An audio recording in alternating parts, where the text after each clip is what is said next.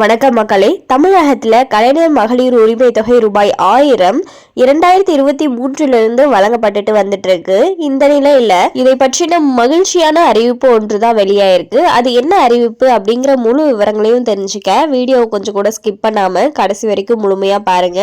இதுதான் முதன்முறையா நம்ம வீடியோ பாக்குறீங்கன்னா மறக்காம நம்ம சேனலை சப்ஸ்கிரைப் பண்ணிட்டு அந்த லைக் பட்டனை தட்டி விட்டுருங்க.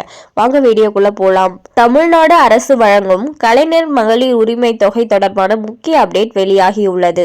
அதில் இதுவரை கலைஞர் உரிமை தொகை கிடைக்காதவர்களில் யாரெல்லாம் மீண்டும் விண்ணப்பிக்க வேண்டும் என தெரிவிக்கப்பட்டுள்ளது. அதன்படி கலைஞர் மகளிர் உரிமை தொகைக்கு ஏற்கனவே விண்ணப்பித்து அவர்களின் விண்ணப்பம் நிராகரிக்கப்பட்டிருந்தால் அந்த பெண்கள் மீண்டும் கலைஞர் மகளிர் உரிமை தொகை கோரி மீண்டும் விண்ணப்பிக்கலாம். ஆனால் எந்த காரணத்துக்காக உங்களின் விண்ணப்பம் நிராகரிக்கப்பட்டது என்பதை தெரிந்து கொண்டு அதில் தவறு இருக்கும் பட்சத்தில் உரிய ஆவணங்களுடன் மீண்டும் விண்ணப்பிக்கலாம். ஒருவேளை கலைஞர் உரிமை தொகை தகுதிகளை நீங்கள் பூர்த்தி செய்யவில்லை என குறிப்பிடப்பட்டிருந்தால் என்னென்ன தகுதிகள் நீங்கள் பூர்த்தி செய்யவில்லை என முதலில் பார்க்க வேண்டும்.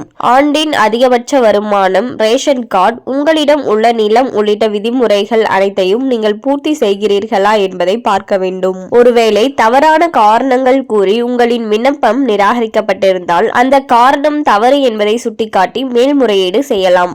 அதிலும் உங்கள் விண்ணப்பம் மீது எந்த ரிசல்ட்டும் கிடைக்கவில்லை என்றால் மீண்டும் விண்ணப்பிக்கலாம். அதேபோல் இதுவரை கலைஞர் உரிமை தொகைக்கு விண்ணப்பிக்காதவர்களும் புதிதாக விண்ணப்பிக்கலாம்.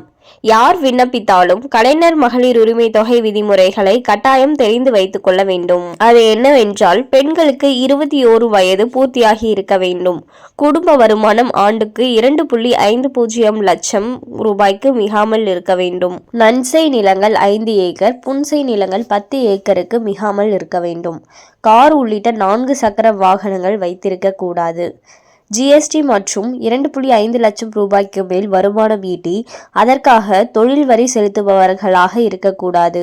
மேலும் மாநில ஒன்றிய அரசு ஊழியர்கள், பொதுத்துறை நிறுவனங்கள், வங்கிகளின் ஊழியர்கள், வாரியங்கள், உள்ளாட்சி அமைப்புகள், கூட்டுறவு அமைப்புகளின் ஊழியர்கள் மற்றும் அவற்றின் ஓய்வூதியதாரர்கள் இந்த திட்டத்தின் கீழ் பயன்பெற தகுதியில்லாதவர்கள். அரசின் வேறு ஏதேனும் ஓய்வூதியம் பெறுபவர்களும் இந்த திட்டத்தின் கீழ் விண்ணப்பிக்க முடியாது. எனவே இந்த விதிமுறைகள் எல்லாம் உங்களுக்கு பொருந்துகிறது என்றால் நீங்கள் கட்டாயம் கலைஞர் உரிமை தொகைக்கு விண்ணப்பிக்கலாம்.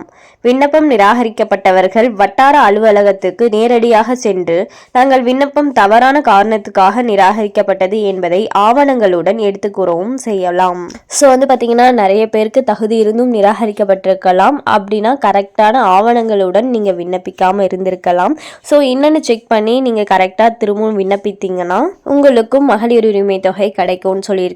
அது மட்டும் இல்லாமல் இந்த வருடம் 21 வயதை பூர்த்தி செஞ்சிருக்கவங்களுக்கும் மகளிர் உரிமை தொகை கிடைக்கணும்னு சொல்லியிருக்காங்க. அண்ட் மேலும் இது போன்ற அரசாங்கம் சார்ந்த அனைத்து அப்டேட்களையும் உடனுக்குடனே தெரிஞ்சுக்கணும்னு நினச்சிங்கன்னா மறக்காம நம்ம சேனலை சப்ஸ்கிரைப் பண்ணி பக்கத்தில் இருக்க பெல் ஐக்கானை கிளிக் பண்ணி அதில் ஆளுங்கிற ஆப்ஷனை செட் பண்ணி வச்சுக்கோங்க. அப்போ தான் நம்ம அப்லோட் பண்ணுற வீடியோ உடனுக்குடனே உங்களுக்கு நோட்டிஃபிகேஷனாக சேரும். அது மட்டும் இல்லாமல் அந்த லைக் பட்டனை தட்டி விட்டுருங்க. தேங்க்ஸ் ஃபார் வாட்சிங்.